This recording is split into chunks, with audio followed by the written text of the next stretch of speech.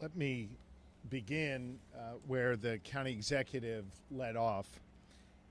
I think it is important to note her appreciation for all of the different departments here in Allegheny County that responded to this tragedy here at the Clairton Coke Works. I think it is also critically important to not just thank them, the first responders that ran toward danger, but to thank your county executive who was in charge of this emergency, who handled it effectively, who brought all of the resources to bear in order to be able to address the needs of this community. The county executive and I spoke multiple times yesterday.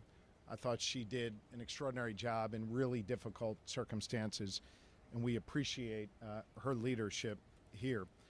I want to say just how thankful I am to each and every first responder, to each and every member of the United Steelworkers who literally every day go forward in their jobs to help build this region, build this Commonwealth, and build this country.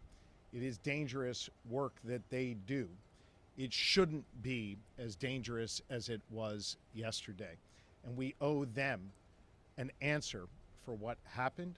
We owe them the answers to their questions, and we owe them to never forget the sacrifices that occurred here yesterday.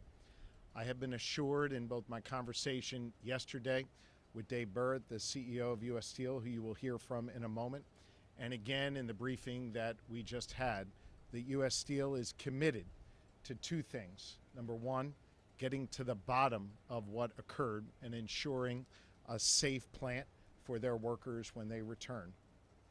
And number two, making sure that the broader community is protected going forward. As the county executive noted, there was a lot of government working together yesterday and continues today. Local, state, and federal government all working together. And while we should be proud of the fact that your government officials and your first responders are doing what they need to do, we need to remember that this was a human tragedy, that we lost 2 lives here yesterday at this plant, that there are others who remain hospitalized and injured.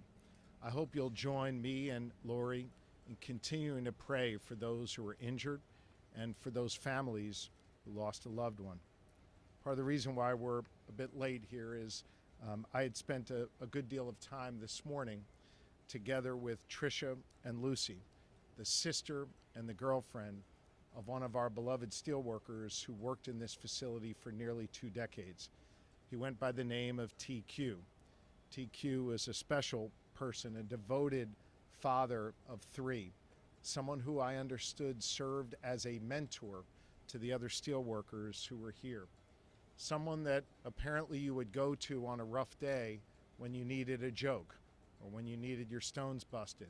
He was the guy who was there for others while being there as a leader in this plant. I think it's important to note that he was also a second-generation steelworker. He followed in his father's footsteps. And as his sister Tricia and his girlfriend Lucy shared with me, he was also a mama's boy who, after working long and tough shifts here at the plant, would go take care of his mom and look after his 3 children and look after Lucy's 2 children as well. He was devoted to them. He cared about them, and his life was cut too short because of what happened here at this plant. We have a responsibility to remember his legacy, to make sure that his memory lives on. And I trust that with Bernie Hall's leadership here at the Steelworkers and the commitment of Dave Burritt and the team at U.S. Steel, and of course the work that's going to be done by our county executive Innamorato and others, we will honor his legacy, and we will make sure that his children know that their dad was a special man, a good man, and a man who helped build this community with his hands the way his father did. We lost another life yesterday, and that family wishes that their identity should remain private at this time, and we will respect that. But know that the prayers of all 13 million Pennsylvanians rest with this Clairton community, rest with those two individuals who lost their lives and with those who continue with this struggle in the hospital to get physically well. I trust the county executive in Emirata will continue to lead this forward with the skill and the decency that she has. I know she will work with the mayor and the Clareton community to address any questions that they have about air quality and water quality. It bears repeating that under the leadership of Director Padfield at Pima, who joins me here today, we've provided the resources that have been requested, and there have been no troubling tests of air or water that we have seen yet, but we all want to remain vigilant, and I know the U.S. Steel joins us in wanting to remain vigilant to ensure the well-being of not just those who work at this plant, but all of the wonderful people who live in this community as well. It's going to take a team effort to rebuild here. It's going to take a team effort to lift this community back up. It's going to require the prayers of this Commonwealth, the great work of our county executive, and it's going to require a commitment from U.S. Steel to see this through.